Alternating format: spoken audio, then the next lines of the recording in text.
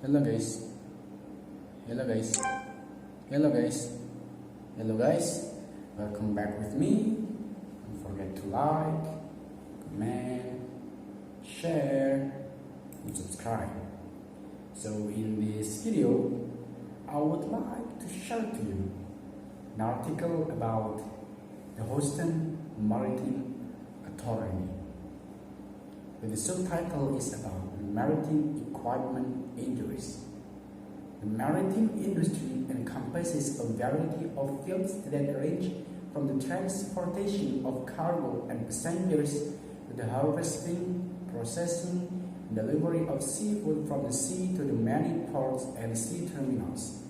These various branches of maritime businesses depend heavily on a vast array of tools and heavy equipment that help seamen and longshore workers perform their jobs on time and more efficiently.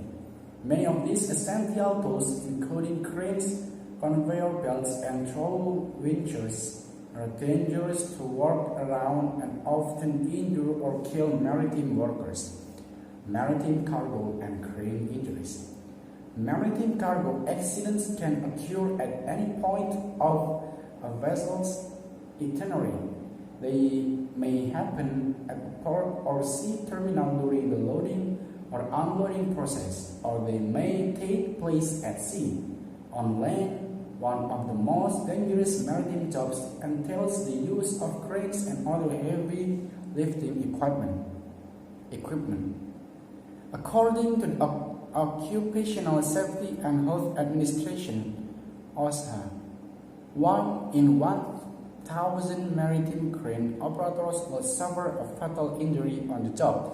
Most cargo-related accidents can be prevented by proper maintenance and training, but all too often employers focus on the bottom line and neglect these areas. As a result, a majority of cargo-related accidents are caused by mechanical failure or operator error. Maritime conveyor belt injuries.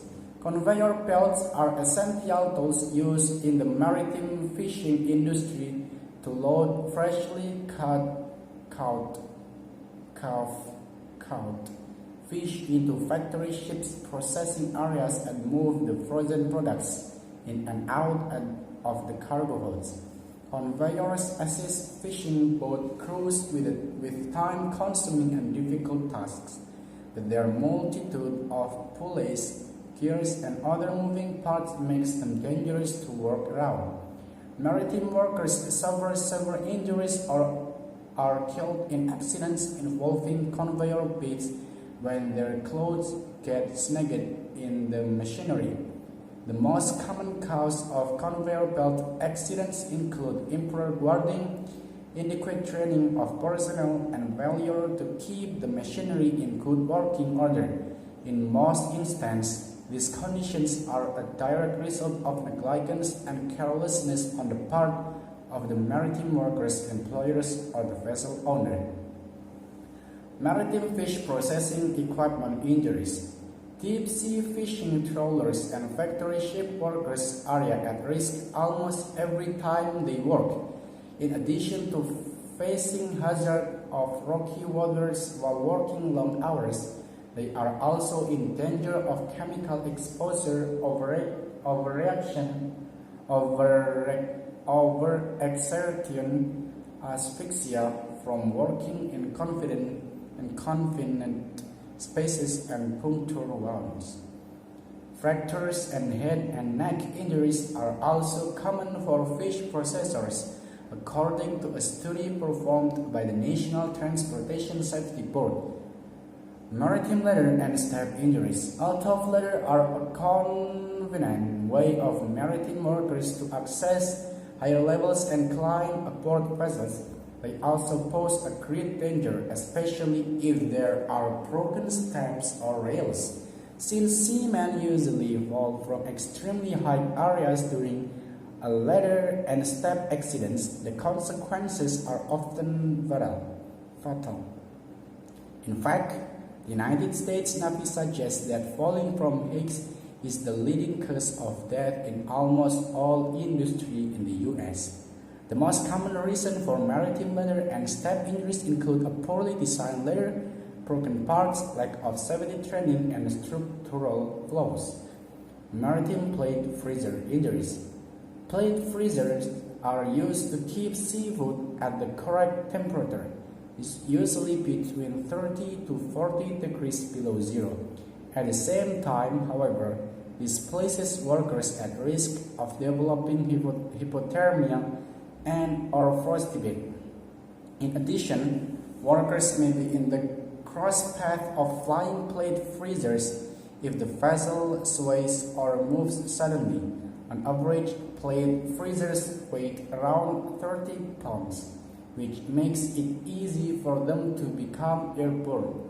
Despite their light weight, however, the impact of the plates if they hit workers can be severe and may lead to cuts, head injuries, concussion, bruising, lacration, and more. Shipboard fires. Fires aboard ships are the most serious hazard for seamen, ship owners, captains, and passengers. Ships of all types and functions are full of fuel, pepper, chemical, plastic, and other combustible materials, and are thus vulnerable to fires. Shipboard fires have injured or killed thousands of seamen and passengers throughout history. Even in situations where no one is seriously injured, a fire aboard a ship can cause many complications for its crew, the passenger, or the cargo it may carry. Unfortunately, many accidents involving fire and in ships are caused by the unseaworthy state of a vessel. Components indicate training of crews in firefighting and damage control, and negligence on the part of ship owners, captains, and or members of the crew. Trawl wage injuries. Commercial fishing is considered by many people to be one of the most dangerous professions on earth. This distinction is based not only on the harsh condition of rough seas and inclement weather where fishermen often ply their trade, but also on the tools they use aboard their vessels. Commercial fishing vessels are equipped with equipment that allows crews to harvest and process large amounts of fish and other seafood, including nets, which require the use of trawl winches. The trawl winches are heavy pieces of equipment that are constantly in motion when trawlers drag fishing nets in the water or haul the catch from the sea and onto the vessel's deck. They are used to let out or reel in heavy ropes or steel cables attached to drag nets and adjust the tension levels or the distance between the net and the vessel. Yes, maybe that's all from me. Thank you for watching. Don't forget to like, comment, share, and subscribe. And see you.